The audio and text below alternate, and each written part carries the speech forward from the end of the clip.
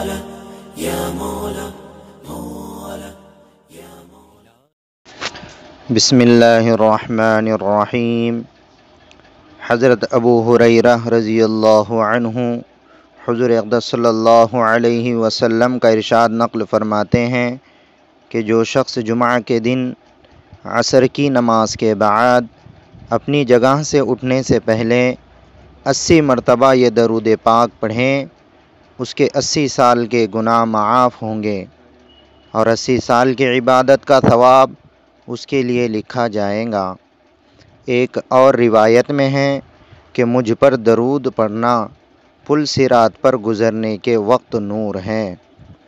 وہ درود پاک یہ ہیں: اللہم صلی علی محمد النبی الامی وعلی آلہ وسلم تسلیما۔